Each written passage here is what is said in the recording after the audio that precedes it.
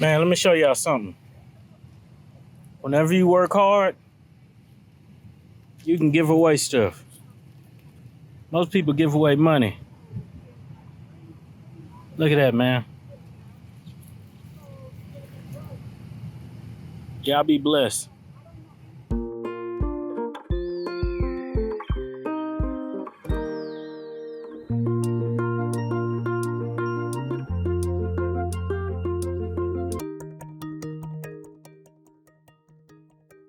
All right, guys, welcome back to the channel. I appreciate you guys sticking in there with me, hanging on through the summer months. I'm just here to catch you guys up on everything that's been going on around the homestead. This here is where I was trying to fix a citronella bush. It's a plant that basically keeps mosquitoes away. It actually works really, really good. But over the summer months, I kind of let it go by not watering it enough. So I'm trying something to try to bring it back to its natural luster. As you can see there, it's kind of dying off. But here I'm putting chicken manure, coffee grinds, wood ash, and eggshells. Eggshells give it calcium. The coffee grinds give it nitrogen. The wood ash gives it phosphorus. The nitrogen also comes. You can also get a little bit of nitrogen content from the eggshells as well. So these are all just. Oh, and nitrogen also there's a high dose of nitrogen in chicken manure.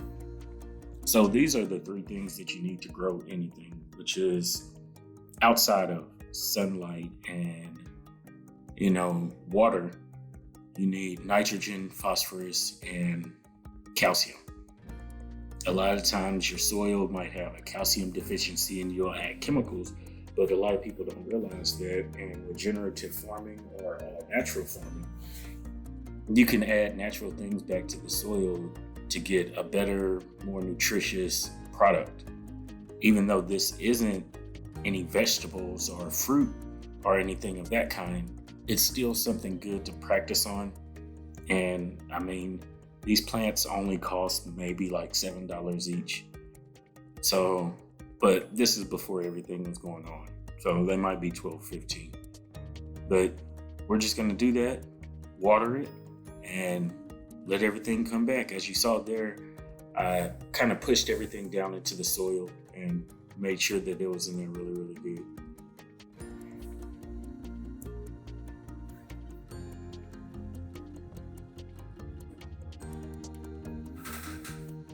Here I'm just doing some morning chores that I do.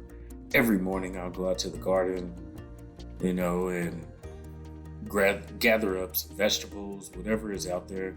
I usually have to gather up some in the morning and the afternoon whenever the garden was flourishing the most.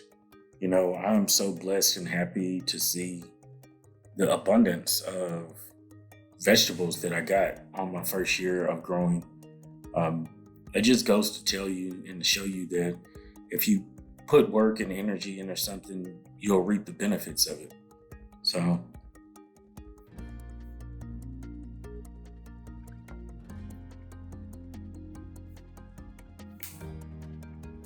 So here you'll see where I was starting to work on my fruit trees.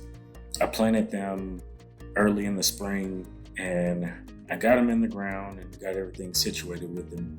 But I wanted to expand their growing ability out just a little bit. So you'll see me here kind of expanding out where the grass is growing because I didn't want that taking away from any of the nutrients that the tree could be getting. And also I wanted it to have just a better area to grow.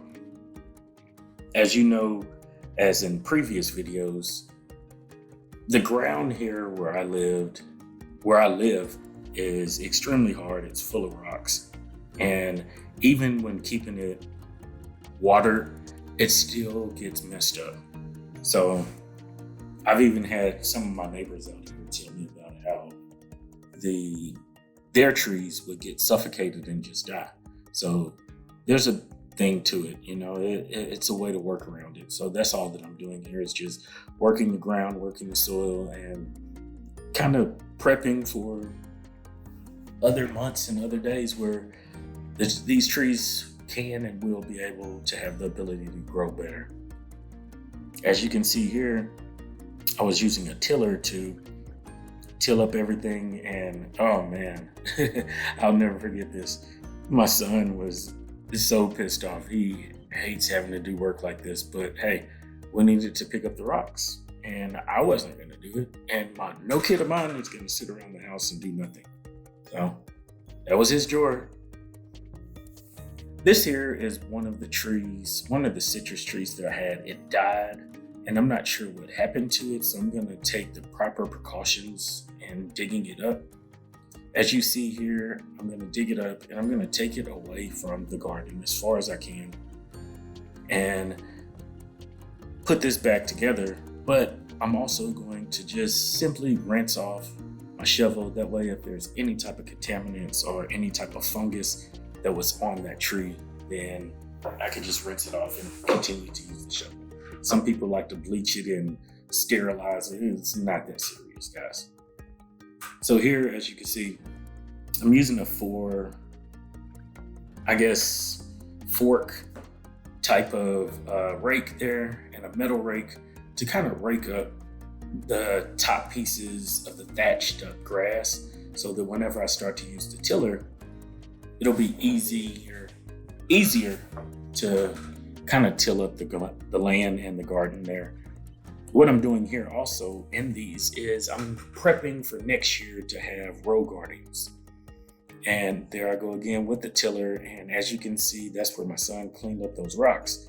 He did a really, really good job. And I'm really proud of my son for working so hard. Even though sometimes he hates doing the stuff that I ask him to do, he still does it. And he does slack off sometimes, and I have to get on him, but he does his best. So I'm proud of him with that. But as you can see here, I'm just going through it all different ways with the tiller and just kind of trying to get everything ready and prepared for the row gardens. As you can see here, I'm working on having a regenerative producing farm, and you can see kind of there where the grass is darker a little bit, where the chickens have been. That's that nitrogen being added to the land and to the soil. That's all the way back where we had the baby chicks. If you guys make sure you stay in touch with us on Instagram or Facebook, and you'll see updates. I mean, those chickens have gotten so big. I didn't get a chance to film all of this, but I put together some roosts for the chickens so that they wouldn't be huddled up in the corners and on the ground. And I think that they ended up liking it. Like I always say, I hope you guys love this video. I hope you liked it. Leave me a comment down below. Let me know what you think. Let me know if you want to see anything in particular around the homestead or the farm. And I'll be sure to try to get it out there for you guys. My son here is going to go outside and open up the sliding door for them. And we're going to see how they like it.